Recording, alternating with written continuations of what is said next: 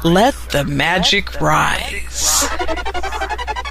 You're listening to Revolution Radio, freedomslips.com, 100% listener-supported radio, and now we return you to your host.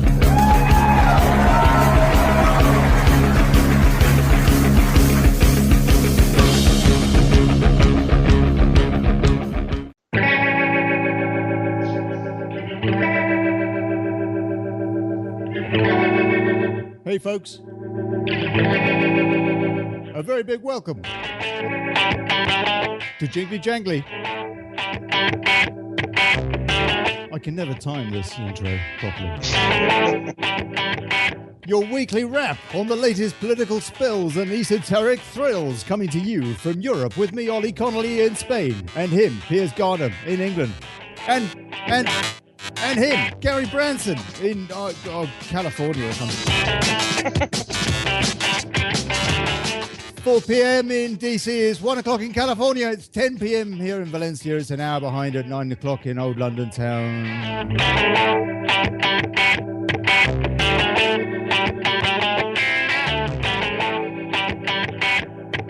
Yeah, there you go. How are you, Piers? You're getting bored with the intro, eh? Going to get another one. I can never time it right. Oh, mate. Well, you know, we had all those issues, didn't we, about like copyright and stuff, and you had to go and find something that wasn't going to get like constantly. That's completely free. That's that thing. Yeah, that little copyright free jingly-jangly thing. Yeah, exactly. It's a series of loops. Maybe we should download just have... them, put them together.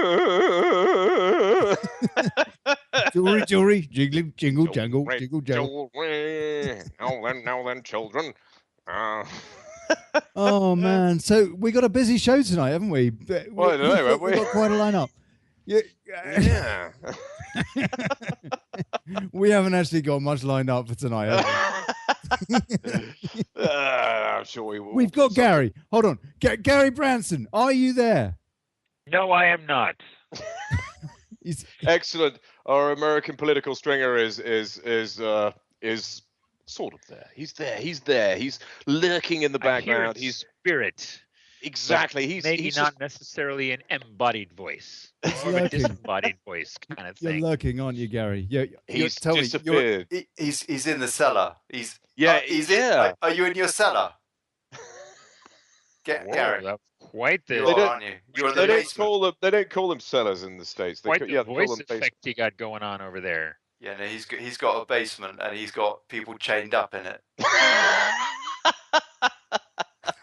You doing some sort of weird echo auto-tuner effect on your microphone? I'd heard that. No, we're just.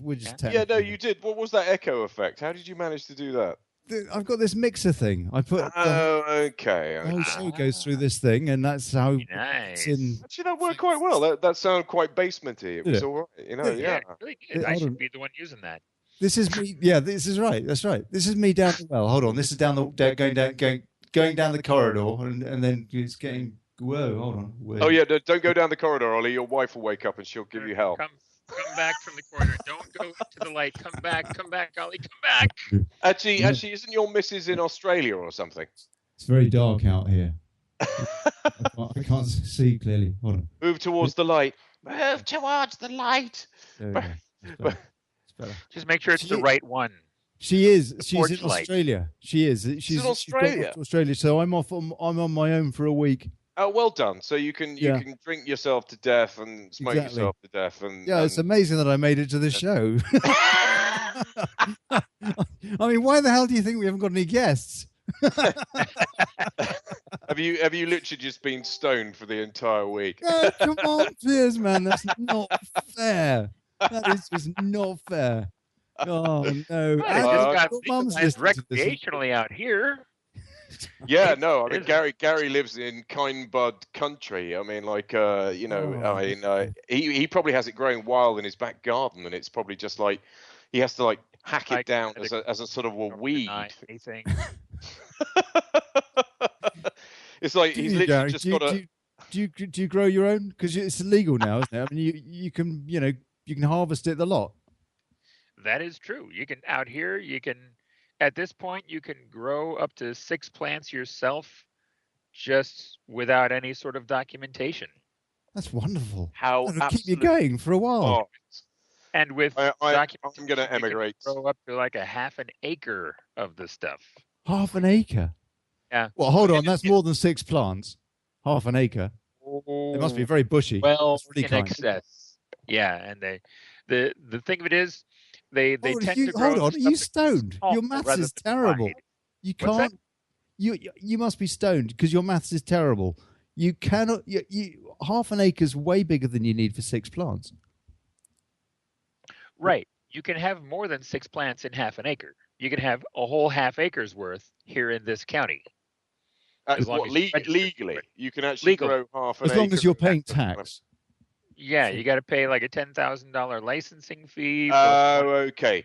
So you're seen as a commercial grower if you have over 6. Tax the holy living bejesus out of you. Okay. Yeah. Oh, okay. So but yeah, here commercial. Yeah, here in Calaveras County. Yeah. Home of that Mark Twain novel, The Fabulous Jumping Frog of Calaveras County. That thing. Yeah, that was written here. Okay. But now it's becoming known as Canaveras County.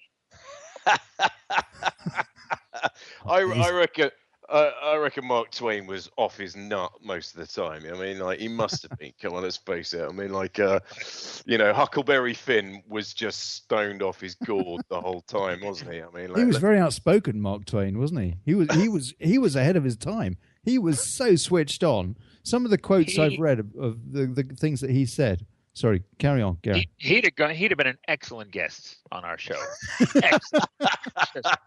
He couldn't make it. Yeah, no, he was a few decades or centuries. When was he born? When was Mark? When did Mark Twain write Huckleberry Finn?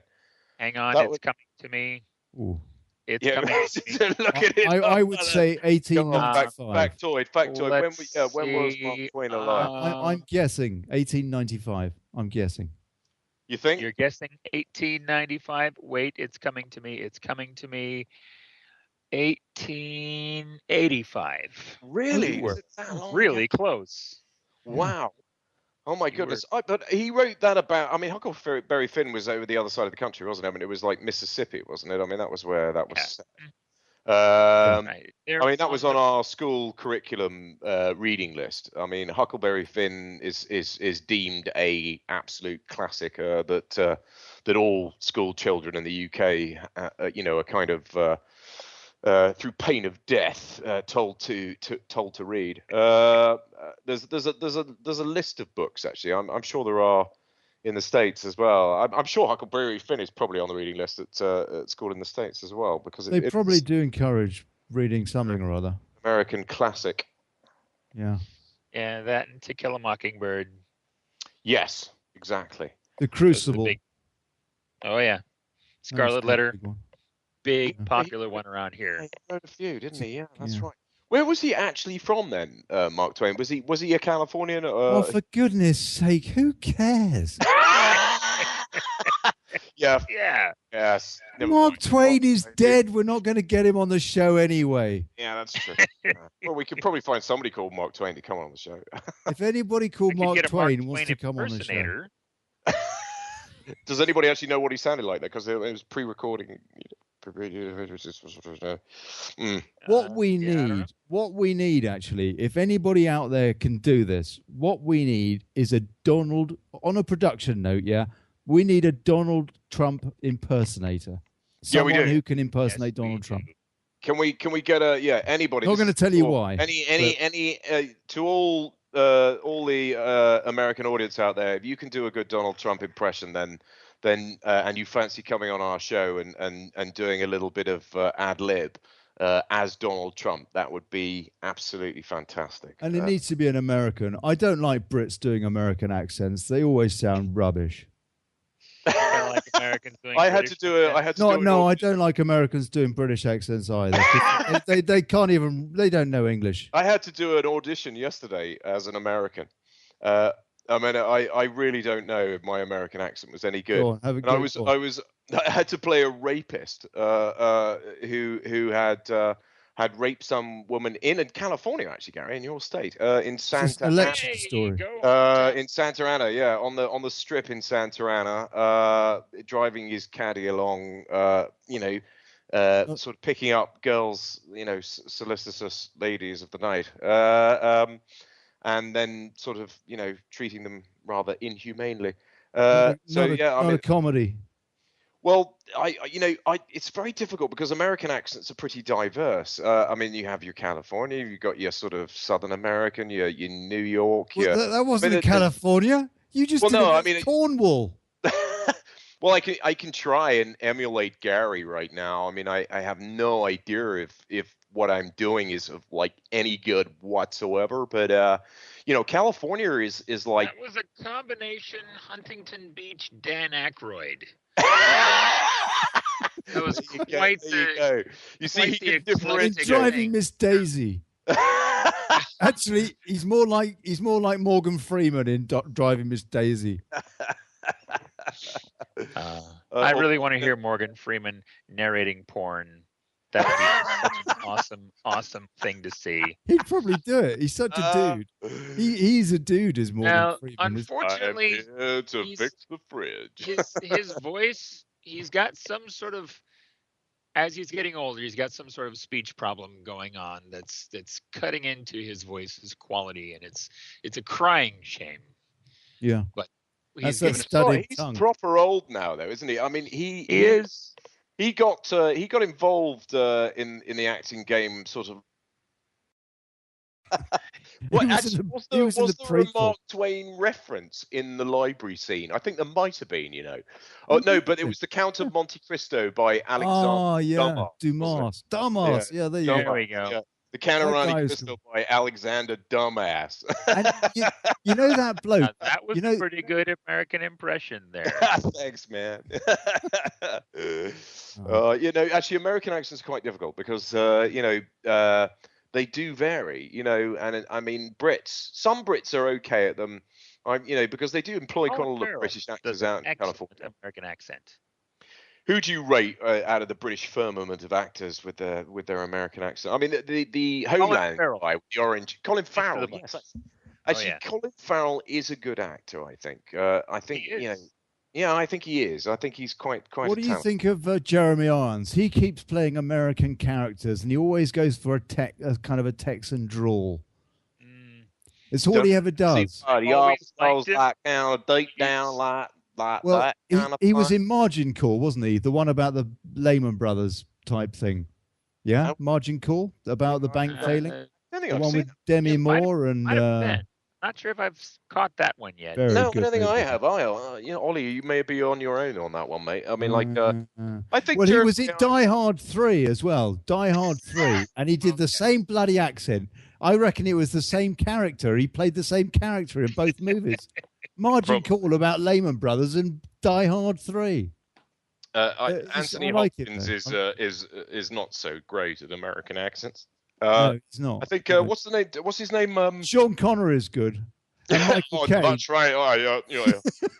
I'm from California. Absolutely. He was brilliant. What was it? Highlander. My name is Juan de London Lobos. I'm a wee Spanish peacock, or whatever it was he said. I can't remember. It was about as broad Scots as they come.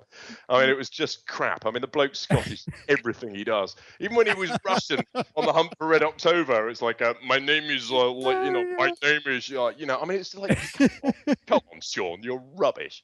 I mean, it's just he has the gravitas that it works anyway. Gets away with it, doesn't he? I mean, I'll he could be Scottish in anything, and it just somehow seems to work. But that's a bit like Michael Caine. He's a bit like that. He's always basically Michael Caine, and he is, and his American accent is questionable. Yeah. I mean, Michael Caine should never do an American accent. Michael Caine should always just play Michael Caine. Did you see and we Americans will be very happy with him just for being Michael Caine in any circumstances. Did you see Blame It on Rio? Oh yeah. No. Now you're going back a bit. Yeah, no. I wonder if anybody remembers that film. Call in. There's a lot of we'll naked reminisce boobage together. in that film. There's an enormous amount of naked boobage, but it was set in Rio, wasn't it? Rio de Janeiro, and Yeah, it was about midlife crisis. Or blame it on Rio, yeah. And his career was going through a midlife crisis, and it went through a bit more after that Well, movie. he's by Back his in the 70s, or when was this made? That was about 79, 1980. No. It's later than that. It's late. 82 then, yeah. Yeah, early 80s. Early 80s. Shoulder Yeah, blame it on Rio. It's a. I mean, Kane went through the doldrums for a while. He kind of had a period where he made like Jaws 24 and sort of, kind of like That's right, he did. you know, he just That was classic. bunch of like total turkeys, you know, like but was probably getting paid handsomely for it. I mean, that was the thing. He was churning them out. And was probably earning more than some of the Hollywood glitterati just by churning out crappy movies, you know, and getting paid quite well for it. And yeah, he did a whole host of absolute turkeys that some, you know, very few people saw, but you know, making a decent living out of it. I mean, this was. I mean, I remember my godfather actually. He's quite a wealthy man, and for God's sake, Piers, I don't want to hear about your godfather. Look, I'm sorry, we're going to move on. Just in case you're listening and you're wondering what on earth these people are, particularly Piers, yeah. This is Jingly-Jangly on Revolution Radio, freedomslips.com, and that was a plug. And this is a segue into something which hopefully is going to be considerably more interesting than that. So, tonight's show, we don't have a guest. We're having a ramble. There's lots going on, though, isn't there, Piers? Well, yeah, there is quite a bit. Oh, do you want to talk about like what's going on in the news now? Is that what you're getting to? I mean, we might as well. I mean, that's kind of what we. All do. right, I suppose that is why we go on the radio. I mean, like, yeah. Just loosely. I mean, I was enjoying that, and I want to hear more about Gary's homestead. I think we should. And his basement as well. I want to hear more about the basement. You don't want to know about this basement. Not want to know about this basement. We're going to find out about the basement. All right. Well, let's sort of ramble about what's been going on in the news lately. I mean, I've seen an uptick. You know, I mean, I think all three of us are fairly good at monitoring what's going on, you know, generally speaking, in any given day online, and I've noticed this sort of uptick in anti-Islamic sentiment. I mean, there seems to be, you know, more and more pumped Look out. at Merkel. Merkel's stance has completely changed in the last couple of weeks. It has, you know. Angela Merkel. It does seem like a rather cynical ploy. She's calling for a burqa ban. I mean, and she's also said we've got to deport 100,000 migrants. She said. I mean, she's the one that said open arms here in Germany, and by the way, everywhere else in Europe, you're going to take some too. That's basically what she said. Well, and she realizes that in the polls she's doing really badly. She wants to run for a fourth term. I've no idea why, to be honest with you, because it seems to me that she's not going to make it. I somehow I can't see that she's going to be the only one of the old guard left, and she is. Her and Juncker, and Juncker's getting the president of the EU. He's getting sidelined as well. Because he's I think it's actually pronounced Juncker, but you can call him Juncker. Yeah, but it sounds. I think Juncker sounds better. Somehow. Juncker sounds more appropriate. He's a with a W. Yeah, well, what can I say? But anyway, so and yes, Piers, you were saying I interrupted you. Well, no, absolutely. I think you know what you were saying is absolutely right. I mean, you know, it seems that Merkel now, you know, is clutching at straws and doing whatever populist move she can in order to sort of, you know, give herself some semblance of a chance of re-election. Hold on, let's get these headlines. This week, what's happened in Europe? Italy, that was massive, yeah? What happened in Italy, Piers? I don't know. Didn't Berlusconi get back in?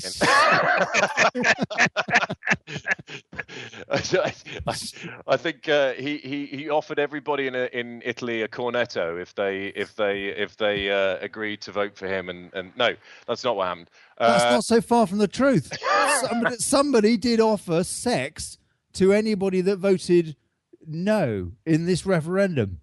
And apparently she's honouring unlike Madonna, who offered blowjobs for Hillary or something, Sorry, I shouldn't have said that. Probably, I don't know.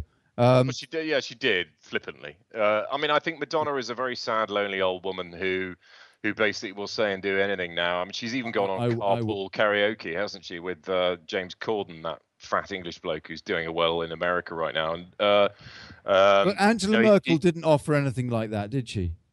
No, unless she removed her false teeth first, in which case, then I think maybe people might be queuing up around the block. But they had a referendum. So what happened there?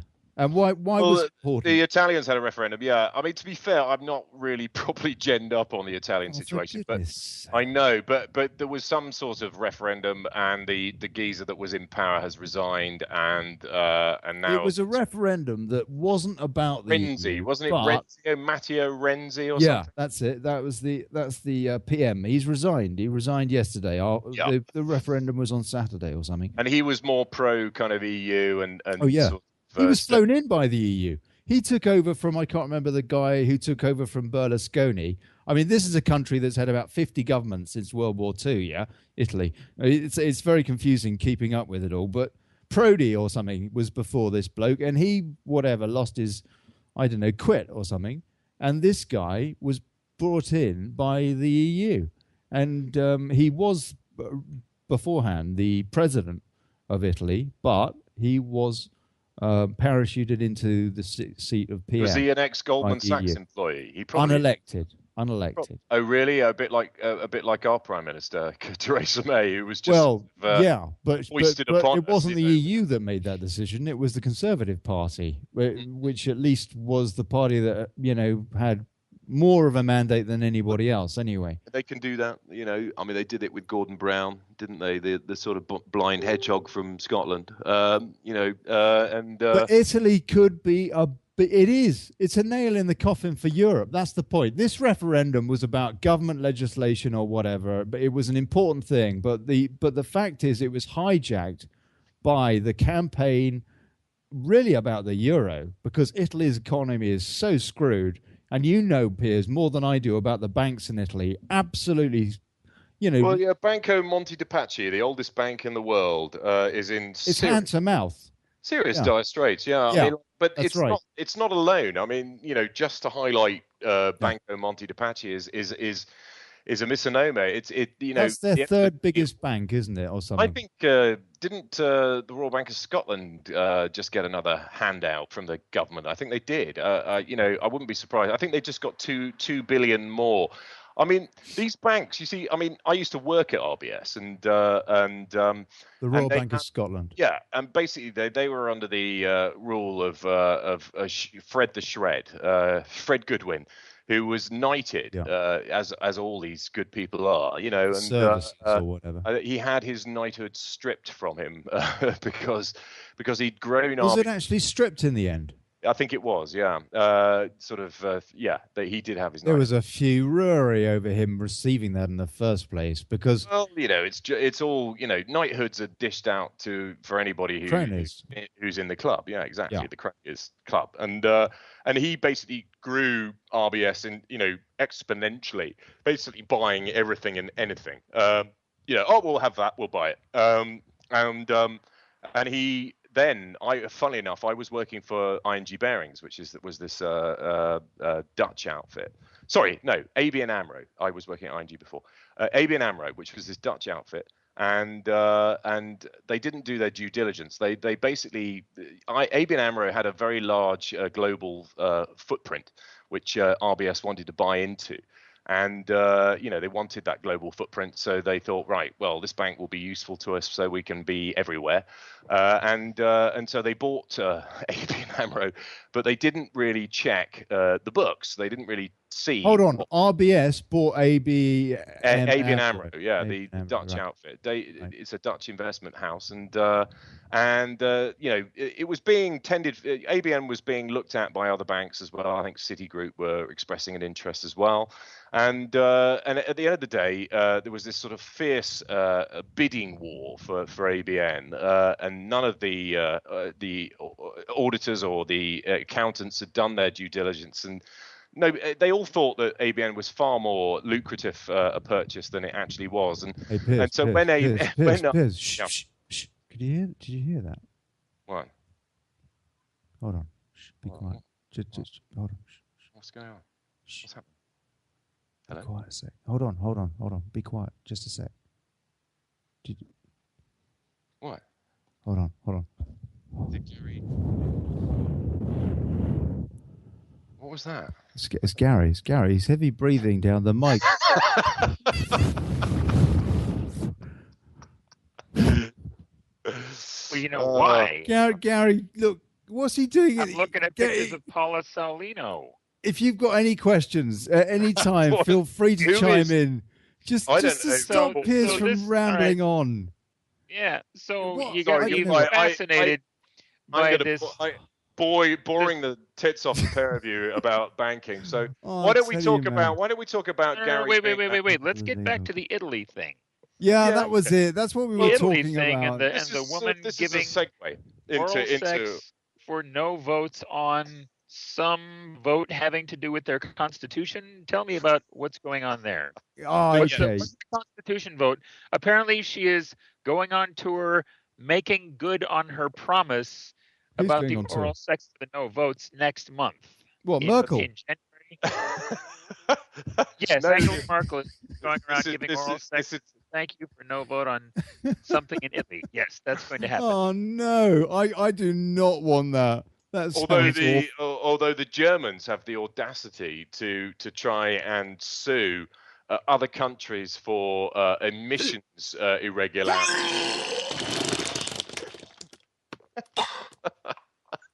Now you've got the splatter going. You just seriously blew some major chunks there. I mean, like, what did you have for your dinner? Did you eat something? Merkel, man. I mean, come on. Olly, can you? No, Olly, please. Will you stop vomiting and please whip out your clock first and slap it in my face? Yeah. No, you're not allowed to use that word. What? You can't use that word. Clock. Yeah, clock. I heard him specifically say clock. Yeah, exactly. That's right. That's right. That's right. That's what we need. We need some clucking. Clock first. There you go. That's a wow. That was was that your impression, Gary? That was amazing. I did that with my hands, actually. With a blade of grass, you basically sort of sandwiched the blade of grass between your two thumbs and made a perfect chicken Why noise. have you got chickens in your basement? It's one of Gary's little kinks, you know. Don't make me go and get an actual chicken. I can do that. How many chooks have you got, Gary? On the order of 50. Are you serious? Yeah. So do you actually like have a sort of home farm shop where you sell like eggs and what have you? Friends and family kind of stuff. Oh, okay. So what kind of harvest of eggs do you get on an average day with 50 chooks? Well, it fluctuates wildly based on the time of year because we do them outside, natural, no artificial lighting other than, turning on a light to go and collect eggs at the end of the night kind of stuff. But, we can get 3 dozen eggs in a day. Wow. When they're in full production. When they're going for it. I mean, and how much free roaming do they have? I went down to the West Country in the UK not long ago, and the people I was staying with had 2 chooks that they'd inherited from the previous owners who basically spent all day outside, and there are no foxes or kind of predators in the area that would take the chooks. So they literally roam around the garden all day. Why do you say chook? Well, chickens, chooks. I mean, that's a word. It's a sort of Australianism, really. I mean, Australia. I thought you were trying to be a scouser or something. Hello, Chuck. Hey, old Chuck. How you doing? Cider Valley in pub with pints. That's about the worst, Australian accent I've ever heard in my life. So give up on that one immediately. But I mean, I think the Americans understand Chuck, don't they? Oh yeah. Yeah, sure. What about duck? What about if I call you duck? What about if I call you Duck, Gary? Duck. Then I'll crook an eyebrow and look at you funny and wait for context. What the hell are you talking about, Ollie? Have you lost the people in England call each other Duck? Of course, they know what duck are, but I mean, no, they won't call each other Duck. I mean, they don't do that. No, they go Chuck, don't they? Well, no, that's up north in England. What do you say, Gary? Guy. Hey, Guy. Make my day. Shut up! I was interested in this. Sorry, we're talking about chickens. Yeah, but it's interesting. I like about nothing better than a fresh egg straight out of a chicken's bottom. I mean, like you go and harvest those things in the morning. You put them on. The albumin literally sits up like a pert little booby on the frying pan or the skillet or whatever you guys call them, and they're just so good. If the chooks have been able to feed on natural worms and insects, the quality of the egg is just sensational. And the point I was trying to make about these two chooks down in the West Country was that they forage all day on worms and insects and bits and bobs and anything they can find that they would usually forage for. And the quality of the eggs, I mean, you look when you break open the egg yolk is like a bright, rich orange. I mean, it's a different color from the eggs you get in the supermarket. And I'm sure all Gary's eggs are just like that. Are they not, Gary? Oh, is he gone? Hello? Hello? Piers, I'm still here, mate. I'm still here. No, I was listening. They're very tasty. I wondered if Gary was there. He's not here. He's dropped off. You obviously bored the pants off him. But no, how could I bore the pants off him about chickens? I mean, like chickens is his thing. They're lovely. They're lovely. They're very nice. But, I mean, why do they have so many eggs? Well, but because they must be randy. Well, no, it's a lot of most of them are unfertilized. I mean, it's like when a woman has her time of the month, most of the eggs remain unfertilized. Ovulation is the term. Ovulation. There you go. Exactly. There you go. Eggs are. Did you hear what I said about the richness of the yolk and all the rest of it? That the eggs that you produce. Man, you have not had eggs with a richness of yolk like mine. Did you just go to get a chicken?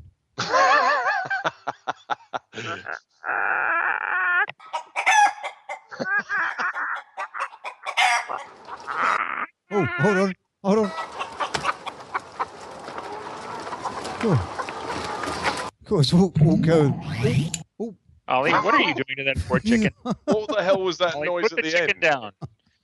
Jeez, man. No, but you see, I mean, this is what I love. I mean, tell me more about your, how self-sufficient you are. What other beasts do you have at home other than chickens? We've got chickens that roam around in a footprint roughly the size of our house. Plus, we've got a barn that's like a 36 by 48 foot barn with like 12 by 12 foot stalls in it. And we have how many bodies have you got in there? So I've got one of the stalls is the youngest chickens that have not yet been integrated into the transitional flock, which is on the way to the main flock. So we got 3 different chicken locations. We got the youngest, the slightly older, and then the older birds out back. So you actually breed them from eggs. You'll So you have a cockerel. You have a cockerel. That's what they should do with people on planes. They should put all the old people at the back, and all the children, they can just stuff them in the toilets. And where are you going with this, all Ollie? All the civilized people can be more comfortable then. Well, actually, I am for sectioning off parents with children on planes. Yeah, I think there should be a parents with children section right at the back with a thick screen around it, sort of so nobody can hear the screaming nightmares. But I think it's incredibly disrespectful. How the hell did you segue into that? Not sure. Unbelievable. So I wanted to hear about Gary's barn. What else have you got in your barn? I got some heritage breed pigs. They're the American guinea hog. Oh, wow. They're heritage breed from back in the days before electric light, and they were known for having very high. They must be really old. they've been around a while. This is like 27,000 generations. My word. You've made friends with them, Gary, haven't you? The trouble is, that's the cardinal sin with pigs. Will you slaughter them? Yeah. How do you do that? Do you not cry every time you send them off to the, or do you actually slaughter them yourself? I don't send them anywhere. I do that myself. Do you? Yeah. You're a brave man. That must be really difficult. How do you do that physically, Gary? Because pigs are well, they're pretty hefty animal, eh? Do you shoot them and also they know, don't they? Did they not sense it? What I do is I take them to the area basement by way of no. I got a shop down the hill, and that's where I handle all of that stuff, and I just get a pan of food and shake it, and walk down the hill, and the pig that I have released follows me down the hill, and then when we get to the right spot, I've prepped everything. Put out your bazooka, and then I put the pan of food down, and he munches on. Well, actually, it's not actually a gun. It is what they call a captive bolt pistol. Oh, okay. And it's got this it's piston kind of thing. And it does use like a blank bullet cartridge kind of thing. And it's this cylinder kind of thing with a handle on it. Hold on a sec. If there are any children listening, then cover your... No, I mean, this is all part of life. I mean, anybody PG, who eats meat needs to know how meat is produced. If you're going to eat meat, you need to know where it comes from. Do you soften them up? Do you kind of go up behind them when they're eating their food and just rub up the back of their legs a little bit just to make... Actually, yes, quite a lot. Just to keep them calm, because you don't want too much adrenaline in their systems before you actually shoot them, do you? I mean, it ruins the quality of the meat. If there's too much, if they're terrified, then actually the meat all kind of seizes up, doesn't it? They must be terrified with general production. Well, no, because I mean they're loved with general production. They loved organic pigs. They get to run up and down on a grassy No, Gary. I completely. Actually, my other half, my better half, her uncle is a farmer. Her father came from a farming family in deepest Spain, and her uncle and his family—they're such a bunch of characters. They're very lovely, but he kept his own pigs. He's about 76 or so now, and he stopped rearing his own pigs just for cured meats. He stopped doing that a couple of years ago, but he has sheep and cows as well and all that. But the pigs were purely for jamón, lomo, for various embutidos, cured meats, really nice Spanish stuff. And he would feed these pigs every day of their lives, and got to know them really well. And he couldn't slaughter them. He was a farmer. He would always cry. Well, not cry, but he would go very, very quiet when it came towards slaughter day. Man after my own heart. Yeah, no. But on the other hand, to be very much like that around here on slaughter days. You gotta. It's sending them off as humanely, with as little suffering and as much of a surprise as possible, because you want to just be living their lives as naturally as they can be, with as much love as I can give them. And then at the end, one quick pop and they're gone. Exactly. And I mean, that sounds the way that I do it, such that turn up the oven.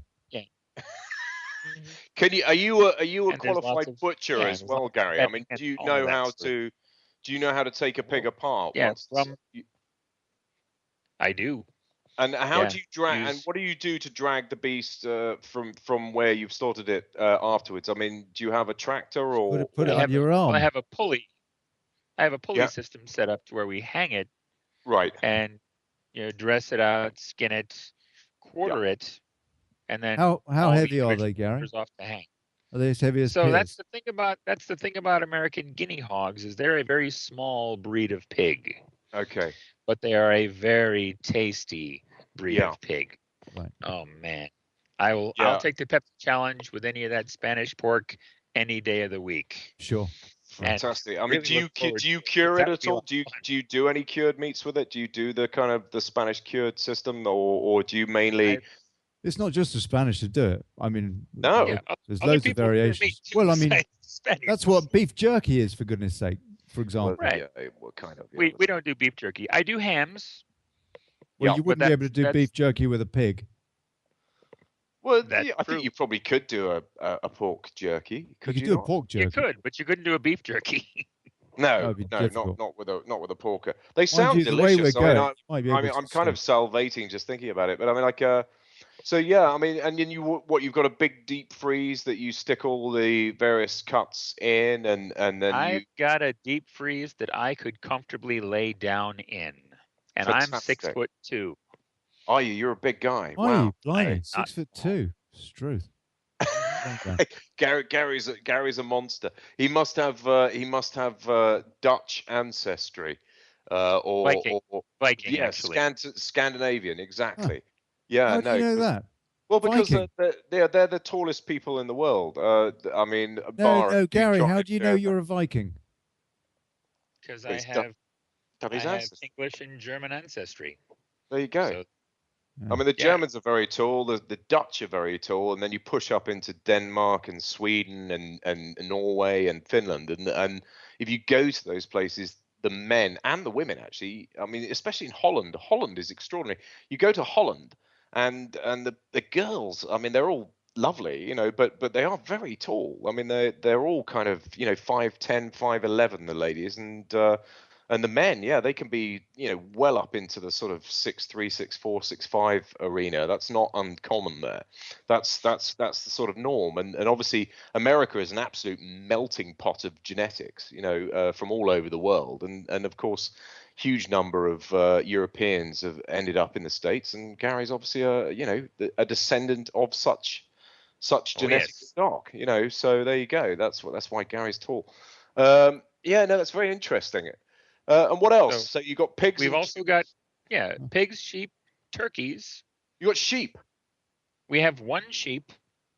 Is he more of a family pet than something you'll consider putting in the stove or? She's not supposed to be, and I'm trying to work my way up to sending her off to what we call freezer camp. But it's taken me quite a while. There's a lot of procrastination going on with that one. But we've also got goats. Goat is really delicious. Is freezer camp supposed to rhyme with FEMA camp? Just a happy coincidence, Ollie. Just a happy coincidence. Listen, guys, I'm They're really. Lamanche This is lovely. Is there anything else that happened this week?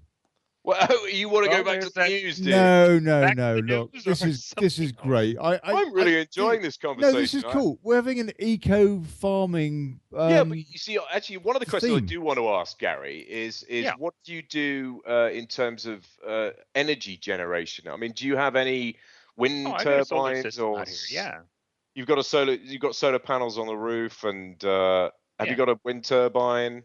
Don't have a wind turbine. Just not enough wind in your neighborhood. The solar panels do just fine for me. Do they? And do you have an array of batteries that you can store energy in as well? No, I'm still connected to the grid. But I mean, you read all these stories online about how people are being sort of penalised in some way, shape, or form. That's right. You're not. Are you allowed to collect your own rainwater, Gary, for example? And can you do that at least? I can't do that out here. Yeah. Well, so that's nonsense that people can't do that. There are some places like there was a guy in Colorado a couple of years back who ran a car wash and got in trouble for collecting water off of his own car wash. And I don't remember exactly how that worked out, but I think it worked out badly for the guy in the end. But I think they've maybe started changing the laws about collecting rainwater on your own property. Because, I mean, it's the stupidest thing I ever heard of, because it's not as though water gets used up when you use it again on your property. You use the water where you're at, and then the water flows down into the drains or runs off where water would normally go anyway. Cool. Yeah. So I don't understand why they worry about collecting rainwater. It just makes no sense to me at all. So, No, okay, absolutely. so it's maybe not such a, maybe it's been hyped up a bit, that story, you reckon? Because I'd heard that there was a bit of an issue. There is a kernel of truth to it. There are laws about that in various and sundry places. Florida's a bit funny about like being off the grid, isn't it? And you know, Yes. I mean, this is what I don't understand. You know, Do you how off the grid are you, Gary? And are the I mean, politics? if Armageddon came tomorrow, how self-sufficient could you be, and how long could you survive without going to the supermarket? For a really long time. So you grow quite a lot of your own greens as well. You've got a well-developed vegetable patch with tatties and potatoes and greens and all sorts going on as well. It's sort of like a kitchen. You have a kitchen garden going on. Oh, absolutely. Yeah, my wife is actually just been elected the president of the local Master Gardeners Association. Oh wow! Which, yeah, it's not as big a deal as you might think. It's all volunteers who've taken a 4-month class and help people with their gardening stuff. But yeah, they made her the president, and she's probably 20 years younger than any other member of the whole club. But yeah, that's where she's at. So tell me what you grow, vegetable wise and greens wise. I mean, what sort of stuff do you grow? Just pulled out the tomatoes. We do squashes, pumpkins, fava beans, peas. Can you dry and store fava beans? You can sort of. They're so much better fresh. Yeah. So much better fresh. But you can dry them and keep them. I mean, do you do any kind of pickling or kind of long-term storage of anything you produce on your homestead? We do a lot of freezing, actually. Right. Not so much on the canning, because we have plenty of freezer space. So if the electricity grid went down, would a lot of your food get spoiled in a short space of time because it's reliant on the sort of electrical grid? Yes, if we had the big EMP pulse, I would also be taken out, because my solar system does not have a battery storage array. Right. And you want to have completely disconnected power. You need batteries in order to make your solar system work. Yeah, no, exactly. But it's what's called a grid-tied system. But do you know how to do all that pickling and sort of long-term kind of storage of fresh produce? And do you have any fruit trees, apples or oranges or any, I don't know how. Oh, yeah, we've got a small orchard. Yeah. Probably a dozen fruit trees, about cherries, apples, nectarines, apricots, peaches. Oh, lovely. Lemons, limes, figs, and a kumquat. Have you got a combine harvester? One thing we do not do is grow grains. Okay. Oh. That's something it's on the list of things to get into, is growing grains to feed our animals with. How many acres have you got? 22. Actually, that's a pretty good size. It is. That's a fair amount of land. I mean, you can do some stuff with that. And do you have any natural water supply on those 22 acres? Something you can tap? We have a bit of a seasonal stream that flows when it's raining, and we have a bit of a seasonal pond down at the bottom of the property. But that's it. We don't have any.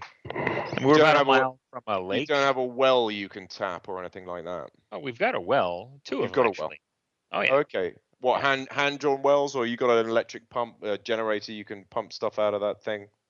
This is the 21st century, Piers. Mm-hmm. We've got an electric well pump. We don't have to get out there. I'm sort of romanticizing a little bit about the... Sure. Now, modern homesteading, not Little House on the Prairie. God, it sounds absolutely lovely. I mean, you know, The older I mean, sister was idea how more beautiful it is. attractive. do you have any children, Gary? None for me, thanks. None. Oh, right. You and the wife are not keen on the kids. That's fine. Well, that's great. I Look, mean, for like, crying out loud, guys, this isn't a social. well, no, it is. I mean, We're doing a radio show here. Stuff, actually. Can Hold I on. just I'm orientate what I myself call- with? What's this called? What's the strap what I line of call this a- show? We didn't have a strap line, really. I mean, like, did. it was a free for all. But I mean, like, Gary, can I just sort of equate myself with exactly where you are in California? I mean, like, are you towards San Francisco or down towards LA, or where exactly are you? Due east of San Francisco, well up into the foothills. Near Salt Lake City. Is that No, the not coastal really. range, Gary? The coastal, not the Saskew. The Sierras. The Sierra foothills. Does that become the coastal range? Is it not the coastal? It's as close to a coastal range as we get. A little Oh, no, farther I thought it- north. I thought it was mountains to called the that. West. Right. Maybe Northern California coastal range. Is that sort of a wine growing shit. area? It actually has become quite the wine growing area. Yes. So. Okay. But more so the kind bud growing grapes and area. green. That's what this county is becoming known for: grapes and green. Grapes and grain. Blimey. Green. Oh, green. Oh, green. It's the kind of county you'd like to go to, Ollie, because you know you could just like disappear and forget yourself for several months, and then wake up at the end of it all and think, what happened? Okay, so Gary, I've got a question for you, which is both related to something going on in your locality and also to the global geopolitical picture, man. And so that question is about this growing thing. And we had the war on drugs for years and years and years, and I know that it's still being pursued against, higher classification drugs or whatever. But so far as marijuana is concerned, surely you would think there'd been a massive dent in the profits of the drug cartels down in South America, so far as weed's concerned. And Absolutely. What sort of a difference has it? Has it made any tangible difference, or can you not actually see it? Because the hard drugs market must obviously is vast. Well, I mean, that is, I believe, more what's going on as far as imports into the U.S. as far as controlled substances are concerned. I mean, the U.S. produces a lot of really high quality cannabis. Yeah. I mean, we really need to import much of that because we're becoming known as world leaders in it. Oh my plenty God, of other places also world leaders, but we can hang with the best of them. Yeah, where you are pushing up into sort of British Columbia. I mean, that's some of the best bloody grass you can buy. I mean, I've Canada, it's a bit colder. Yeah, I mean, I've got Rain's relatives too in much. British Columbia, and I've been out there a few times, and I can remember I'm adopted, and I went out there and met my real mum, and I have a half brother who I met for the first time when I went out. For crying out loud! No, I'm not going to bore you with all that. I'm not going to Godfather bore you again. with all that now. But the first thing he did was sort of offer me a spliff, a joint, as a sort of peace offering because we'd You're never met. incriminating yourself on the radio. Well, I don't care. And my goodness me, it was just it was incredible. It was like it was very trippy actually. It was very reminiscent of sort of mushrooms or something. How do you know what trippy is? What else have you done? What do you mean? You and I have done shrooms on the beach in Valencia. Piers, you've ruined my reputation. For crying out loud, mate. Look, we're coming up to the top of the hour. I'm going to have to recover. I'm going to have to go and lie down. Piers, mate. Oh, hold on. What's that? I didn't want that. Oh, dear. I thought I'd fade something. You can play that. Yeah, we'll play a little bit of that. Play a bit. But then you've got the freedom slips bit coming in. Well, oh yes, that's right. Yeah, no. Look, guys, we're coming back after the break, so sponsors all that. Check that out, and then that'll be Piers, Gary, and me For another hour, just droning on about, I don't know, blimey. It's great. Yeah. It's a good show. I think what we've talked about is fantastic. You're not on next week, are you? Oh. No, it's just Gary and me. That'll be better. Yeah. There you go.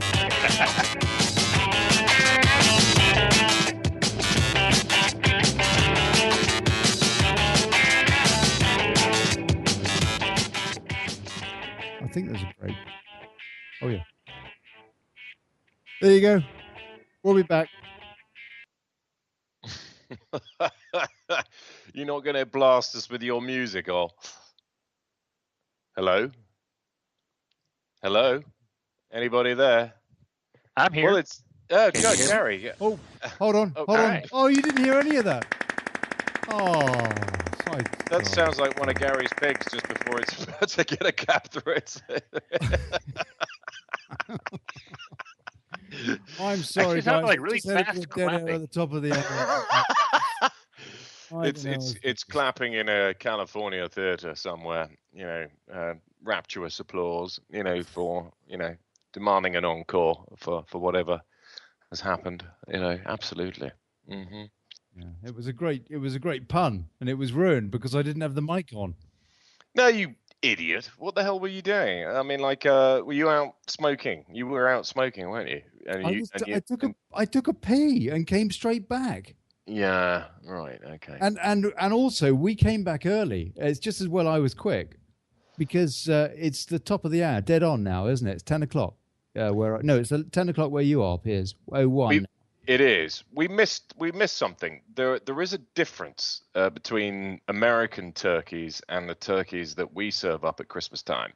Now, Gary, do you eat turkey twice? Do you eat turkey on Thanksgiving, and do you eat turkey on Christmas Day as well? Gary? Gary's gone. Where's Gary? No. Gary's gone. Oh, no. Because he said he reared turkeys as well. And I want to hear about the black feathered turkey, because I've never tried that. And I think that's probably way tastier than the white birds that we have in the UK. Hold on. Let's see if I can put old Gary in. Yeah, no, see if you can put him back, man, because, Oh, hold on. What was that? I don't know. Oh, blimey. Gary, where are you? You should be here. Gary, man, what happened? We've lost you. Anyway, I mean, we can talk about the news if you like, but I'm actually having a really good time talking about homesteading. I mean, I'd like to find out whether or not he actually sort of bought this place. Gary, are you back? No, he's not. I'm getting him back, Piers. Just waffle on, mate. All right, I'll waffle on. I mean, I was really interested to hear about how he acquired this place, and whether or not it was a sort of conscious decision that him and his wife made. Have you got the hiccups? Yeah, I have. I've drunk a little bit too much whiskey. Oh, great. No wonder you're talking such a lot of nonsense. I'm not talking nonsense. I think everything I'm saying makes perfect sense, to be fair. Yeah, absolutely, mate. Absolutely. So, Gary. So that was a fine question. Why we chose to come out here? Yes. I mean, we described the decision to move out here as the ultimate act of a foodie, because we were having the hardest time trying to find the kinds of foods we wanted to buy, sustainably raised, humanely raised, organic, the whole kit and caboodle. We were just having a hard time finding that. And so we eventually decided, let's just move out to the country and be the proverbial change we wish to see in the world. So Gary, where were you both originally from? Did you not have any agricultural experience?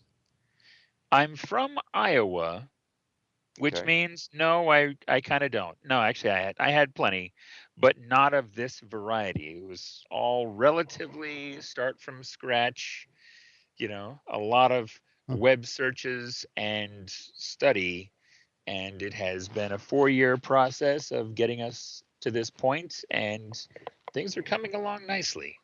I figure give us another 30 years and we should have things about set. So when are you going to get the combine? It's foothills, man. It's rolling. I break a combine in a big way. In fact, can't you just get bigger wheels? When we were building our solar system, we had to do a 300-foot long trench to get to where the electricity comes into the property. Yeah. And we broke a trencher on the rocks on this property. Really? Well, Yeah. Wow. We grow car-sized rocks out here. Okay. Yeah. Well, That's It's the kind of rocky, boulders we got. rocky ground. So you must Yeah. use the manure from the pigs to fertilize your Oh yeah. Oh yeah, no, We absolutely. compost in a big way. fertilize what? Well, the Fertilize our poo, garden. the poo, dude. You know, Yeah, like well, what do you pig use shit. it for? To fertilize what?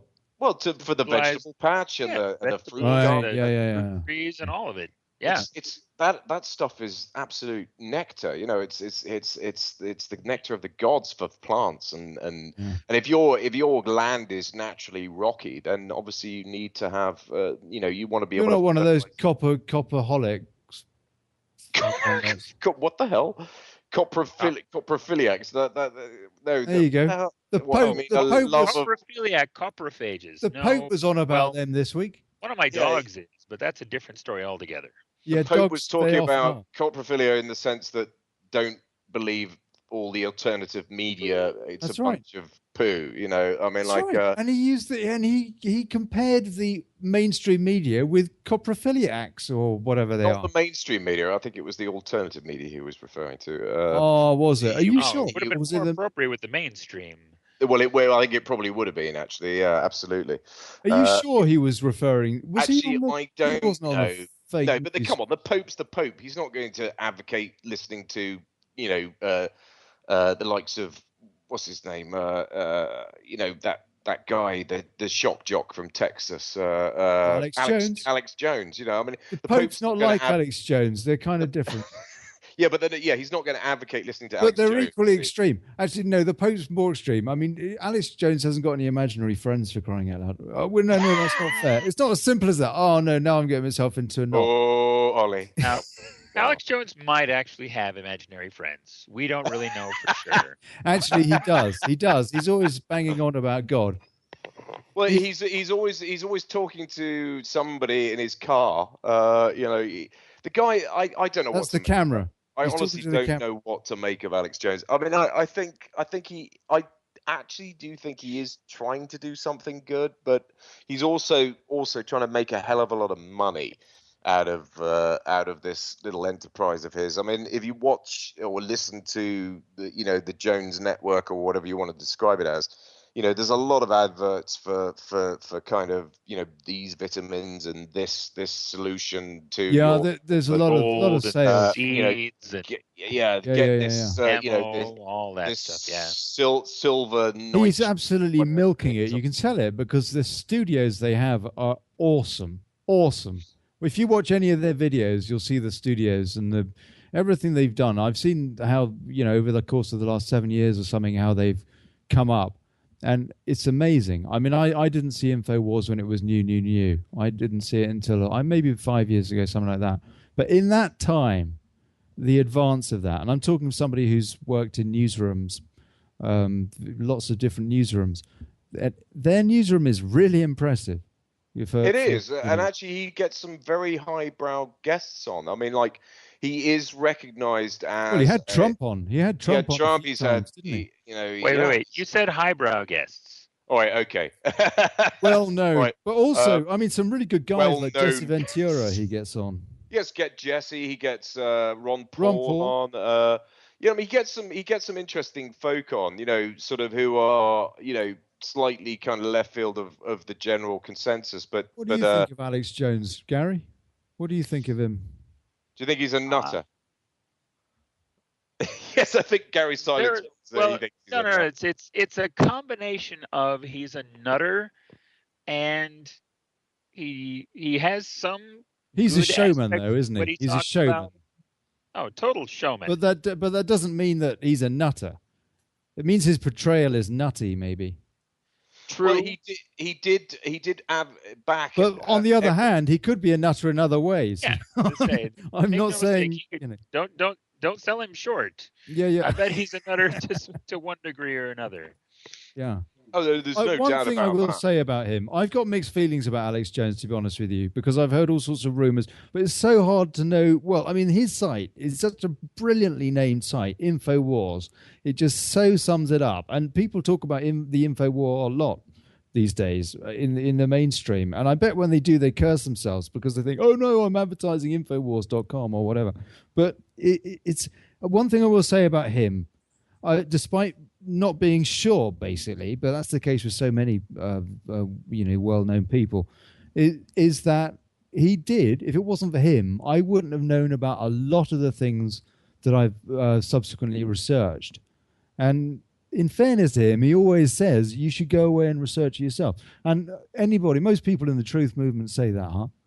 And quite right too. You have to research things for yourself to be sure, to really, until you do that, you've really only got somebody else's word for it. And these things are too big to. They are. We cannot even begin to break the back of a lot of. But I'll give that to Alex Jones. Just that he did help me to learn a lot. Whether or not he's the completely genuine, I don't know. But and if you think that anything he has any veracity whatsoever, then it's your duty really to research it in order to sort of facilitate finding out whether or not you feel it's real. And also, he pretty much, it was because of guys that he worked with, some of the old school guys that have been covering it for a lot longer. But Alex Jones did more than anybody else, in my opinion, to expose Bilderberg. Yeah, he's done a lot to expose Bilderberg. He's done a lot to expose Bohemian Grove. He went there in the early 2000s, snuck into Bohemian Grove and filmed them doing their ritual to Moloch, that enormous owl, and filmed it and stuck it on YouTube. I mean, and for the first time, people were actually capable of seeing what these elites get up to. And let's face it, it's pretty weird. I mean, what are they doing that's right. In the woods, dressed in robes, doing weird sort of, even if it's faux sacrificial type of stuff, it's very, very strange. I mean, what are they up to? I mean, what are they doing? If it's not just a playground for the elites where they can, it is a playground for the elites where they can go and have off the record chats with each other, which is what Bilderberg always sort of says about itself. It says that, it's a chance for the heads of corporations, heads of state, prime ministers, presidents, and people, all these people to get together and have an off-the-record chat together where they can speak freely, where they know journalists aren't party to what they're saying, so they can speak their minds and say what they think. And in some respects, when you think of it in that way, it's a good thing because they don't politicians are constantly checking what they're saying. They're constantly editing what they're saying in order to try and sort of fit in with the status quo and what people are expecting them to say. Sometimes they do need arenas where they can get together and have off the record chats with each other, where they can be unhindered in what they have to say. So in that respect, sometimes, when you look at it in that way, that kind of makes sense. But, the way people assume, when things are off the record, when things are out of the public domain, people immediately assume that they start to think conspiratorially. They start to think, oh my goodness, we're not party to this. We don't know what they're saying. They must all be, shape-shifting reptilian aliens. I'm sat on the fence with the whole thing. It's sort of, am I? But I don't think the Bilderberg group is necessarily a positive thing, and nor do I. Olly, is that you? Dude, are you? Olly, come back to us, Olly. Dude. Or wait, don't take us with you when you go there, Olly. Hold on. I'm in the loo. Hold on. Shake off, man. Shake off. We need to hear the shake off. I think he actually is in the loo. Gary. Like he actually kind of is. Gary, tell me about your turkeys, man. I've never tried a black feathered turkey. The proper American turkey. And again, I reckon the birds that you rear on your homestead are probably just so tasty. You see, I've mentioned this. They're a bourbon red. is the Look, way Gary, to- hold on. Sorry, blimey. Take your echo off. Gary, You feeling Yeah. better? look, I've got a question for you. Go on. Seeing as you're our political stringer, Mhm. I mean, we've heard about your chickens, and they're lovely. I want to hear yes. about these turkeys. You wanna hear about like the Dakota Access Pipeline this week? Yeah. Tell us what's going on with the Hey, dapple, let's get into actual because that was Gary good news. Branson U.S. political stringer news. Yes, let's do that. So, Gary, hit us, man. the I heard Dakota that they. Access Pipeline. Lots of wackiness going on there. They have had their permit rejected by the Army Corps of Engineers. Who did? Who did? The oil company. DAPL, yeah. Dapple did. Their permit to The pipeline. finish drilling this underneath the Missouri River has been denied, Right. So at least for now. So it's not the burial grounds that they were objecting to. No, it was the river. It was the It river. was the Army Corps of Engineers land. And how It's all close about is the that to water. this? Yeah. And actually, a lot of The water? the people who were standing with the tribes whose land it is actually. Yeah, so there's been about roughly begged for 2,000 veterans. have begged the gone out there forgiveness of the themselves. tribes, didn't they? They stood up and said, "Look, we have committed a cardinal sin. Yes. we and actually begged their forgiveness from the tribal chiefs and actually Wes Clark Jr., former cavalryman, and various others went before the elders of the tribes, bowed their heads and said, "We apologize for what our nation has done to your people Who did that? over the course of our history." Who did that, Gary? A group of veterans. Right. Yeah.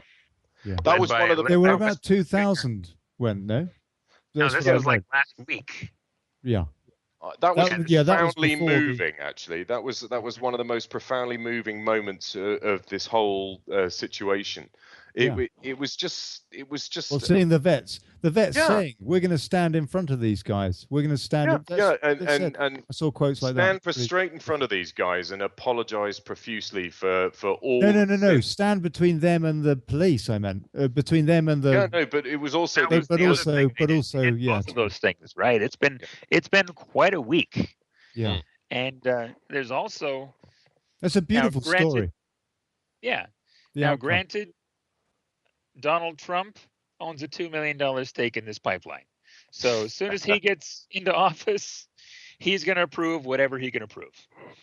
But here is the thing that may actually defeat this pipeline. As of January 1st, if that pipeline is not moving oil down the pipeline, the contract to build it runs out. So all the banks that are financing this thing have to decide whether or not to re-up on these loans. And it's going to be a case of the price of oil has fallen precipitously since 2 years ago when this contract was signed. Price of oil is much lower. Are you guys still there? Yeah. Okay. Yeah. So We're the gripped. price of oil. So the profitability of this pipeline is considerably lower than it was 2 years ago. Plus, it's got all this negative publicity. Thousands of military veterans have gone here to place themselves between the police and the protesters. And so the protest is now being protected from the ravages of these, what are being called the oil police. You know, that is to serve and protect type stuff. That is beautiful, eh? That really is. But that, It is actually. That's I one thought of the that was most a beautiful hot. things I've ever seen. I mean, Yeah. watching those veterans kneel Yeah. before the native tribal leaders and apologize was actually really beautiful. Look, And- Gary, I want to ask you about because I was curious. There does seem to be quite a military presence in the Trump team. He's a Republican. I've read, but more than would normally be the case, and certainly way more than was. There's about 4 appointments or something that are ex-military. I mean, well, military. I mean, obviously the most famous one is Mad Dog John Kelly, who's going to be, I think, put in charge of the border with Mexico. Yeah, I mean, it's which is going to be kind of interesting. Trump is a budding He seems to have some military. Well, I don't know. I wonder. Now, Piers. Okay, let me give you a theory. Piers, Yes. the reason I mention this is because what's he I don't planning? trust Donald Trump. Hold on. I don't What's he? trust him. Well, I don't know. We don't know. It's too early to say that. We don't know. But I'm wondering what he's planning. Why are there so many military people involved? Why is he appeasing the military so much? Are we really possibly going to see a takedown of this elite that's just leaving office now? Well, this is a good question, and I have researched this a bit. And to be fair, do you think it's more interesting than? It's a better question than chickens. Okay. I think that the I think that the files they pulled off the Anthony Weiner computer and Umar Hadin, I think that the information that the New York Police Department and the FBI got from that is so damning. Pizzagate. That and other stuff, to do with the Clinton Foundation and all the rest of it. I think that the information is so damning that Trump is basically doing everything in his power just to sort of waylay and put the kibosh on that in order to be able to facilitate getting elected. Because if any of that stuff surfaces in its full glory before his inauguration, he won't get inaugurated because there'll be a full meltdown. I do think there is veracity to the rumors. And I think he is basically doing. I mean, one of his sons, I think, was the rumors is basically a bloody awful paedophile ring, isn't it? Well, there's that, and a huge amount of corruption within the Clinton Foundation itself. Right. I mean, sure. And I think the weight of this information is so serious that they can't, he cannot afford to allow any of this information to disseminate out into the public domain until he's inaugurated in January. And once he's inaugurated and is president, then I don't think he'll need to do anything. I think the FBI and the NYPD will end up just taking charge of the situation. He won't need to do anything. They're the ones that are chomping at the bit to. I mean, if he's getting the Pentagon involved in his administration, Fox have been broadcasting saying, that the evidence is wholeheartedly incriminating, and that.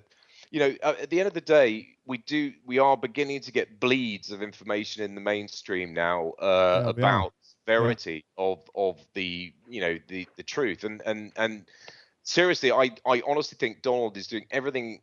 I mean, I don't like Donald Trump. I don't, to be fair, but it'll be very interesting to see whether or not the truth does surface. I mean, there's a lot of talk, if you look online and you research about how people in the military are beginning to turn against the kind of control mechanism. Well, I mean, again, it comes back to this 2,000 veterans, Gary, doesn't it? It really does. I mean, there seems to be discontent in the military, as Piers says. Yeah. Well, the military guys are going off to war, seeing what the reality of war is like, and then coming home and finding out that we're not living up to our promises to our veterans, that we tell them, go off to war for us, come back home and we'll take care of you. We're not doing part B of that formula. I think this is also something where social media, the big threat to the administration or whatever the elite that they've just worked out, is playing a huge part, because the number of times, for example, on my timeline on Facebook, I've seen pictures of vets holding up some sign saying, I don't know, never Hillary or something like that, or something like, I come out here to fight and blah, blah, blah, XYZ, the kind of stuff. But we get so much of that sort of stuff as well. Social media is playing a part. Those young kids that get recruited outside of the dole office, outside of the unemployment office or whatever in the US, with all those kind of backhand tactics, really hard-arming tactics. Those kids, they go out there, but they are more connected now with their smartphones and what have you. It's very easy. They're still on Facebook. They've just been on a battlefield or whatever, and they're on Facebook afterwards. And they're discontent. I'm sure they have to be pretty careful what they say as well. And probably some of them have got, I don't know, official secrets and what have you. But nonetheless, the social media has made presumably a big difference to help with that too. I think it allows those of us who pay attention to these kinds of things and to the real reasons behind us going to war. Yeah, a lot of these raw recruits have no idea why they're being sent off to go to Afghanistan and whatnot. Absolutely. But social media allows people like us to get the word out to them and let them know how badly they're being taken advantage of. Yeah. And it's like there's a cartoon I saw during the Occupy Wall Street period where it was a bunch of protesters with a Hey guys, hold on. We got a call. Gary, one sec. We got a call. We got a call. Hello, caller. Hey there, it's your friend Suzanne. Can you hear me from Southern California? Hey, Suzanne from California. I just wanted to say so briefly that I'm enjoying your conversation, but I am so very proud of the veterans who are standing up. And I think a huge reason that they are, and also the law enforcement, is because they're discovering the truth. And how it just my gut hurts, when I think about it. When patriots or whoever go off to war thinking they're doing it for reason A, and then they find out that that's not what they're fighting for after all. Yeah. I think that's what they're waking up to, is the fact that they're maybe on the wrong side,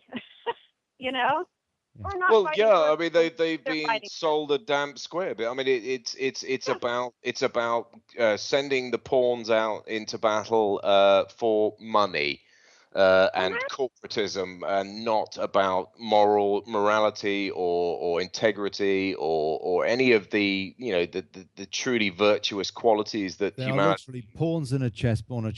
They really are. And so's the taxpayer. But I mean, at least the taxpayer's not putting their life on the line. It's sick. Well, imagine the sense of betrayal. Imagine what, Susan?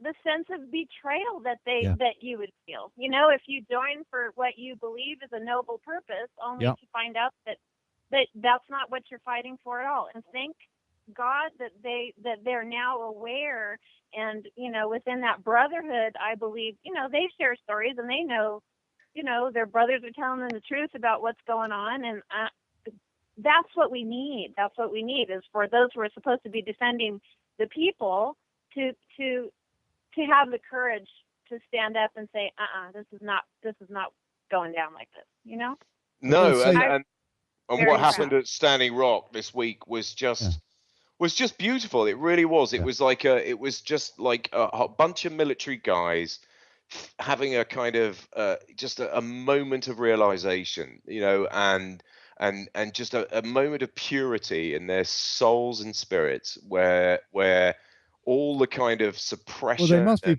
pretty genocidal pure activity. Guys. Yeah, they must be pretty pure guys, Piers, to have bothered to go there. Yeah, but that was to me also. To me also, it was symbolic. There was something here. It was really lovely to see. You so often see these kind of like these riots or divides between protesters on one side and police with full riot gear on the other side, and throwing the smoke and all the rest of it. In this case, the military, the authority, and the citizens, they came together, and that was something that you so rarely see it. I have seen it once or twice with other protests where police have actually got involved and helped the protesters. I think I saw it in Italy or something a couple of years ago. But to see this, the U.S. military guys standing in front and protecting the protesters. They didn't actually have to do a great deal of protecting. They said that they were going to do that. Yeah, the huge body of people, the impetus of their presence was enough to make the oil company cave. Incredible. Because they knew that now, with thousands of veterans flooding in, the game was up. You know, they were gonna. You know, there was no way on earth they could fight that. You know, it was. Yeah, what are they gonna do? Pepper spray veterans? That was Exactly. I mean, the whole thing was. I mean, literally, there were droves of them arriving at the airport, heading down there, and then I think the administration suddenly realised, oh my goodness, you know, we are, you know, this is completely out of hand now. This is going to turn into a full-blown battleground. If we take it any further, we're going to have to back down. Otherwise, there will be hell to pay. You know, and actually. Good on the veterans and good on those that actually had the sense to go and the conviction to go, because that's all it takes. Numbers. It's a numbers game. But the mainstream media was barely covering it. Well, Is that yeah. not right? I mean, Susan, tell me, Gary, you guys, were the media really covering it? Only when it started getting, when the vets not got when involved. they could possibly avoid covering it. Yeah. Yeah. There's no way. So all the impetus was really from the internet, from social media, to create that, to get that demo to fruition. Yeah. The Young Turks played a huge role. Jordan Cheriton, the reporter for the Young Turks, he did an amazing amount of work out there. Did he? Yes, I love that. I just was turned on to those guys, and really, really good work. Really good work. And what's interesting is this little scenario is a perfect example of how much power people have. If we all just got away from the social programming that we are bombarded with on a daily basis in the mainstream, in the newspapers, on the telly, everywhere we go, you know, we are literally bombarded with this is what you're supposed to believe, this is what you're supposed to believe, this is what you're supposed to believe. And you know, if we just sort of switched off all from that for a moment and all came together and sort of ignored prejudice and ignored the preconceived differences that we are supposed to adhere to, and which oppose, you know, place us against each other. If only we just came together, you know, the majority win every time. You know, the leaders are in the minority. We are the majority. If we only came together as a majority, we can do anything. I mean, anything. You know, the people in power are a small minority. You know, they own all the media networks. They own all the film companies. They own all the branches of information dissemination that we get, which we are all don't anymore. Plugging into. But people are beginning to wake up to the fact that that's just nonsense. And if we could only just stand together in love. I think we are though, Piers, man. I think people are beginning to. I think people are beginning to do that. But on the other hand, people have been working on it for a while now. Really, Occupy Wall Street was our generation's first snowball rolling down the mountain, and that's the one that got income inequality and fairness and all these things back into the national and international discussion. It brought the term the 1% into the modern lexicon. It was one of the founding movements of the modern age as far as equality among people. Well, how many years ago was Occupy now? Was it 5-6 years ago? That was 09. It was as long ago as that. Years. Yeah. Okay. Yeah. 6-7 years. Susan, that's right. We had a similar thing go on in the UK as well. You know, lots of people sort of camping out in the city and protesting. Oh, yeah, that was worldwide during that time. It was. Yeah, but at least 12 different countries that I know about. Yeah, Suzanne, I want to know what pooch you're grooming at the moment. It's not a poodle. It's what is it? Pekingese. It's a Pekingese. Nice. They're those little fluffy jobbies, aren't they? With the big pointy nose, long with the big pointy nose and the lots of fluff, loads of hair. I think you're thinking of a Pomeranian. The Pekingese has a face like a pug, but they have hair. Oh, okay. That's it. I Right. was thinking of a Pomeranian. You're right. Yeah, so was I. Yeah. And where are you parked up outside in your grooming van somewhere with your Pekingese? I am. And what is the sun shining? Is it a nice day or is it raining? Didn't you have an earthquake? Partially cloudy. We did have an earthquake, but it was in Northern California. I didn't feel it. It was 6.8. It was quite big. Yeah. Did you feel it? Did you feel it, Gary? Gary. Is Gary gone again? No, I didn't even know about it. Did your chickens cluck? I'm here. Did your chickens not? The chickens cluck. Can you hear me? Yeah, we can hear you.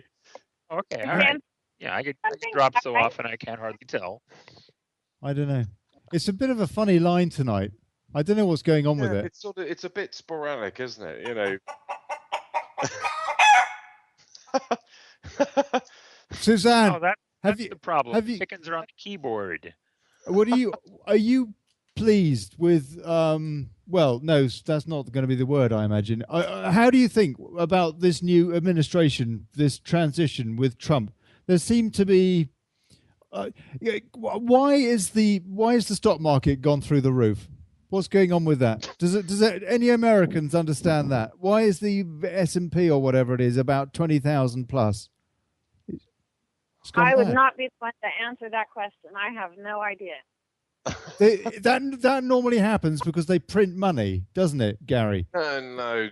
It's to do with geopolitical circumstance. The bottom line is the market is going through the wars at the moment with Italy and yeah. But this was going on, this big surge in the U.S. markets before Italy and what have you. Mind you, they could have been pre-adjusting. But Trump. Everybody said, as with Brexit, the markets are going to go through the floor. It's going to be the end of the world, Armageddon. In the case of Brexit, we were threatened with World War III as well by David Cameron. So with Trump, we were instead of with that over here too. Yeah. Well, instead of which the markets have gone through the roof. I mean, I'm not saying it's a good thing. It's all monopoly money anyway, isn't it? It seems, and we never get any of it. Yeah. I mean, do you guys over the other side of the pond genuinely think that the Russians are a serious threat, or do you actually think that they want to? Because I mean, there's a lot of questioning about the funding of ISIS and Al Qaeda and all these movements. I mean, they all seem to drive around in Humvees and Japanese trucks. And have loads of they like Hillary Clinton's wardrobe. I mean, orange jumpsuit. Is there a sort of feeling in the States that perhaps the West, when I say the West, I don't just mean America, I mean the UK as well. Are we funding? Yeah, not the French. Vicariously, I mean, if you look at the situation in Saudi Arabia, where the West, I mean, our Boris Johnson, our foreign secretary, was asked, why are you selling arms to the Saudi Arabians when they're causing decimation of the population in Yemen? He said, well, if we don't they're sell taking arms, our weapons, using them on Yemen. Well, he said his excuse was, well, if we don't sell arms to the Saudi Arabians, somebody else will. That is what he actually said. I mean, as if that was a sort of an excuse. I mean, yeah, but he's also said he's actually.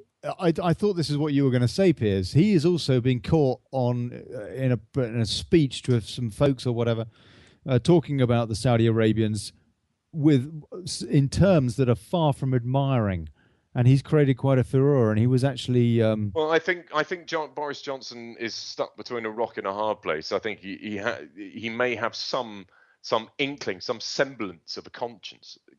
No, I don't know. Well. That's allegedly.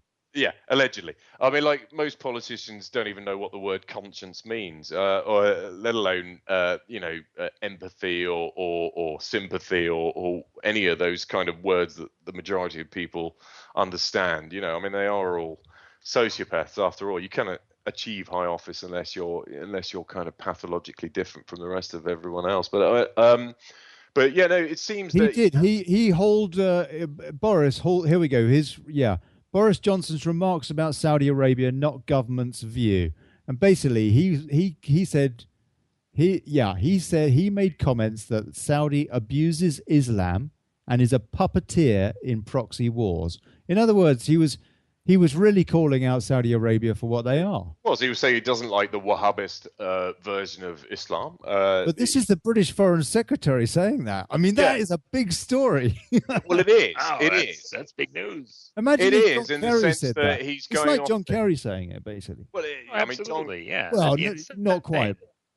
John Kerry's a skull and bones man, though, isn't he? I mean, no, John Kerry wouldn't say it. But I'm surprised. John Kerry's got naked and screamed like a banshee in some weird ceremony somewhere in Yale. I mean, like, I don't trust people that do that kind of stuff. I don't know whether Boris is part of some sort of secret fraternity or a Mason or any of that stuff. But Boris, I think Boris is an interesting character. He is, he's cleverer than people think. And I also do think, controversially, that he has a sort of, a tweak, a semblance, a little smidgen of consciousness, conscience. He has a conscience. You have no idea. I don't have an idea, but I mean, I have some idea. He joined the Brexit campaign because he wanted to be prime minister, not because he wanted Brexit. He ended up pretty much leading that campaign. Didn't he lead it, the Brexit campaign? He did, yeah. He led the Brexit campaign out. When it happened, the morning after the referendum, or after the vote was tallied up, and it was Brexit, he was ashen-faced at the press conference. He was speaking at about 5 words a minute, sort of thing. He looked like a crushed man, and so did Gove almost. Not as much though. But I'm not even sure that he. I think our American cousins are going to be getting very bored about British politics. Sorry. But these are the same transitions. It's the same deal going on, really, isn't it? It's in the States and in Europe. These transitions, the parallel is quite simple. I mean, the Brits, let's face it. I mean, and I have said this before on this show, but I'm going to say it again. Probably say it again. I will. I mean, it's, Britain is the 51st state of America. Do you think we understand American culture? Yes, we do. We have all your shows over here. I don't understand American. We watch everything you guys produce, and a lot of what you produce is incredible. I'll tell you what, I've been watching that House of Cards. That House of Cards sums it up. My God, they should teach the kids that at school. That's like the Clinton. That's the Clinton administration. That is, oh man! I mean, that's Ron Manuel. That's Bill and Hillary. That is Bill and Hillary, isn't it? Absolutely. That's Chicago. I've been watching that that's show. the way It's been Ron amazing to Manuel watch. runs Chicago. Isn't that amazing? That is just that's such good TV. It's awesome. I mean, I have to hand it to the American television writers. Hollywood movies are really quite bad now. I mean, they're very mediocre. I mean, I very rarely go to the cinema and watch a film these days and think, wow. But when you watch television, when you watch Netflix or some of these series that are produced over 10, 15, 20 hours or whatever. We're watching Westworld.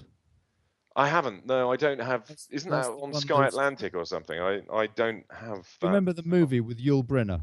Yeah, I do. I remember the premise. I totally remember. Basically, that they turn it into a series, and it's quite lots of robot orgies and things like that. Are you still there, Suzanne, or are you gone? Has she gone? I think she must have gone. Is she gone? She's still active. I'm here. Okay. Have you been watching Westworld, Suzanne? No, I don't watch television. Good. I think you're very sensible. You haven't watched any Game of Thrones? Nope. No, I don't. How you haven't lived? What do you do to in your free time? What do you when you're not grooming Pekingese? What do you do with it? What's your downtime? Gardening, being with my family, cooking. I love cooking. Do you? Nice. And and when I work in my office, which is often, I don't know if I would call it as much entertainment. I like to learn things, so I prefer not to watch fiction. Although I know a lot of fiction is not fiction, it's reality, but so that's interesting. But yeah, most of my info I get on the internet. Yeah, so you do a bit of research. You're a researcher, and Yeah. Yep. That's cool. So I mean, so you have a Susan, husband, what do you and think? how many kids do you have, Suzanne? I have 2 adult daughters and a granddaughter. Okay. Wow. Oh gosh, Hold on you're a a sec. granny. Hold on. I am. You don't sound old enough to be a granny. Piers, don't start telling us about your family, mate. Suzanne, I've got a question for you. When you research, how do you know whether or not the news is false? Well, I take it all in and, see what resonates with me and when it, and what doesn't. When I hear the same thing over and over and over again from multiple sources that appear to be, to me, unrelated, and especially if they're, substantiating what they're saying with, evidence of some sort, documentation or photographs or whatever, or interviews with people, I tend to believe it when you hear it and see it over and over. And if it just makes sense, I just, see what resonates. So that was a very good question, and that was a very good answer. How much does this story, this big MSMs all out there in the big bad web, it's all fake news story, how much has that made you think about your news sources that you use? Well, I think it's been about 2.5 years since I've watched mainstream. Not just mainstream, but any source of news. I think she's given you an answer to your question, Ollie, by just saying that. I mean, the fact that Suzanne boycotts the mainstream and chooses and self-chooses, picks her. Not everything's false on the mainstream, though. No, Piers, I mean, but it's all spun. But what Suzanne has just said makes perfect sense. I mean, there is a cornucopia, a medley of information out there, and we have to use our gut, our instinct. Almost intuition, really. We do. We have to use our intuition with it. None of us know what the truth is because none of us have been party to the things that we learn about. But we have to try and make some sort of picture out of this smorgasbord of craziness that we're all party to on a daily basis. And actually what Suzanne said makes perfect sense. She uses her instincts. She listens to what people says. She reaches for the veracity in the statement. And it's self-determination, about whether or not you choose to believe in the message. And yes, we will get it wrong sometimes. But she sounds like a smart lady to me. And that's the way to. I think that's the only way you can research. But for me, with a sort of a journalism background, it frustrates the hell out of me that it's so hard to get the absolute yes or no on anything. It is. It's almost impossible. Well, maybe we live in a time when we will be given some absolutes. Maybe. But I agree that you do have to go with your gut, because otherwise you go mad. Yeah, I mean, Trump is you also have to be open-minded. How can we trust a billionaire? We can't. The man's from money into money, employing billionaires left, right, and centre. The whole thing reeks of untrustworthiness. I mean. Susan, have you heard of a guy called Ben Fulford? Yes, Fulford Report. Yep. Do you read his stuff? Do you read it every week or? I don't. I listen to Sean David Martin, and he reads the Fulford Report. Okay, so you really are a conspiracy theorist, aren't you? Unfortunately, What do you mean? not. We both listen to Fulford. I mean, like, I like Gary. Fulford, Gary, do you know Benjamin Fulford? Have you heard of Benjamin I Fulford? do not. No, this is new one on me. Okay, Fine. well, I'll have Fulford to is look into is a former East West Forbes magazine editor correspondent who now lives in Japan. He's lived in Japan for a very long time. He writes a blog which is a subscription blog, but people copy and paste it around the internet as soon as it comes out, and is disseminated for free. And he's got quite a following here, there, and everywhere. He comes out with is some amazing tidbits, most of which sound completely bizarre and out there. But on the other hand, a lot of it really makes sense. And Yeah. I mean, yeah. A lot of it doesn't make sense though, as well. But he has for a long time. I mean, he's in bed with a lot of other. I mean, Suzanne, have you heard of David Wilcock? That's so funny. Yeah, I have. But in fact, I was just watching. That's so funny you said that. My sister visited me he says from- that to everybody. He asks everybody. Oh, I genuinely like David Wilcock and what he has to say. I think the guy is. I've been to his his lectures. Actually, he came over to London and I went to one of his gigs, and he is a very interesting fella, I have to say. Piers, before you get into this story, because I know where you're going, I just want to let you know we've only got 20 minutes of the show left. All right, okay, but you've heard of him, Suzanne, and you're familiar with his work. I have, and I just want to say one thing, and then I'm going to have to let you go because I'm going to be making noise, and I'm going to mute myself, or hang up and call back. But Gaia, Gaia, I don't know the. Yeah, Gaia TV. Yeah. Yeah, they have David with a guy named Corey Good, Good, doing a series called Cosmic Disclosure. And yeah, I watch that. I watch that every week. And Wisdom Teachings with David Wilcock and all the rest of it.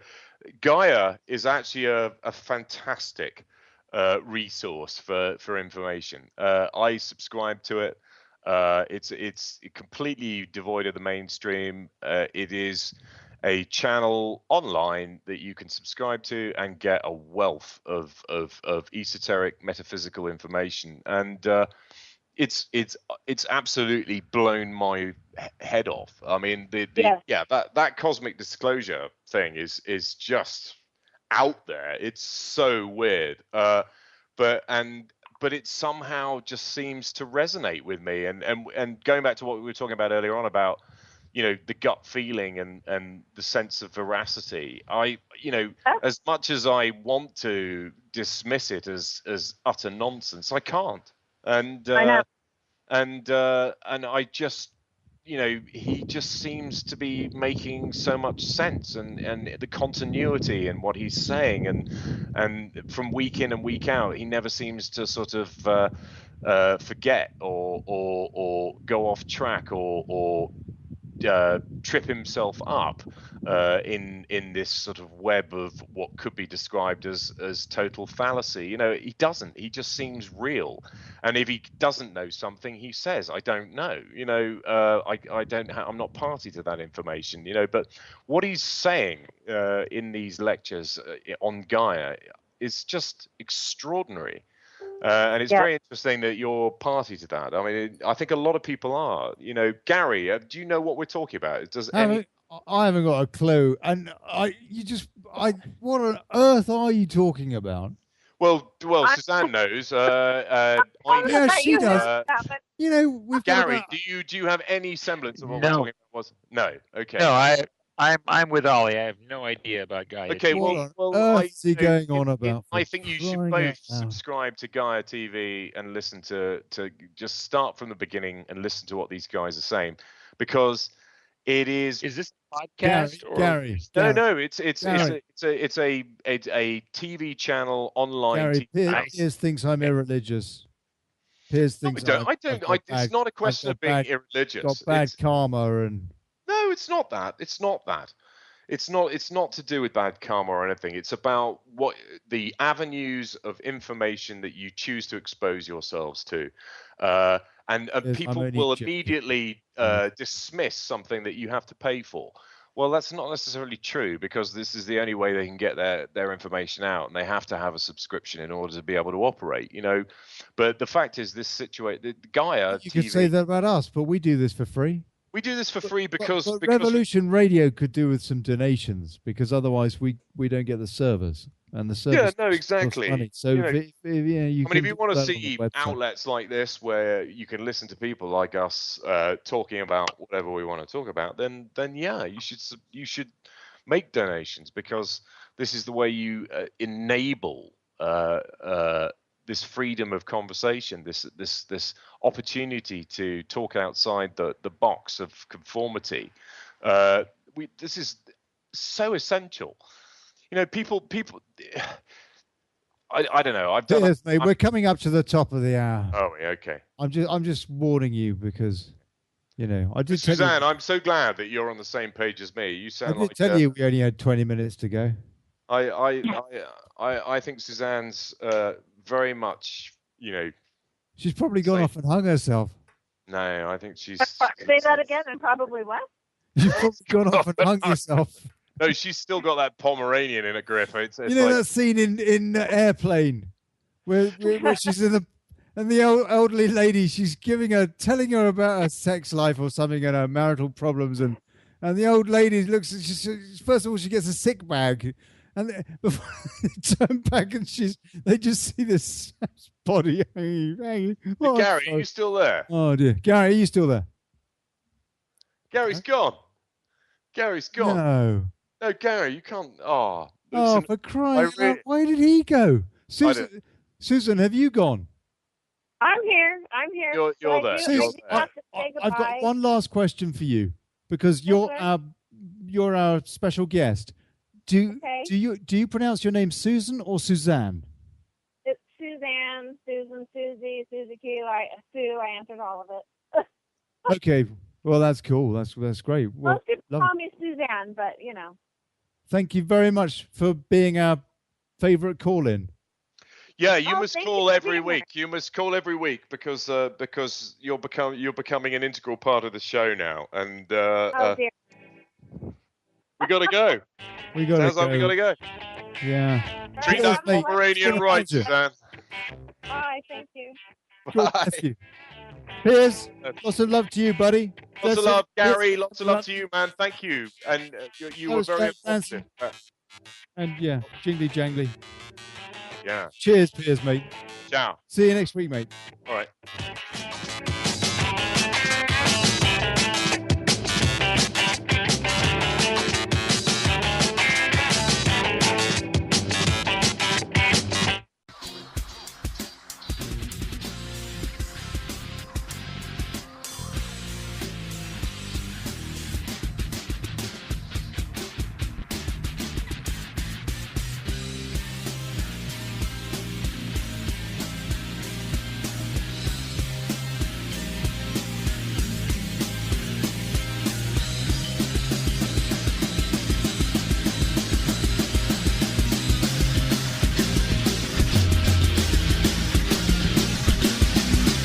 Thank you for listening to Revolution Radio.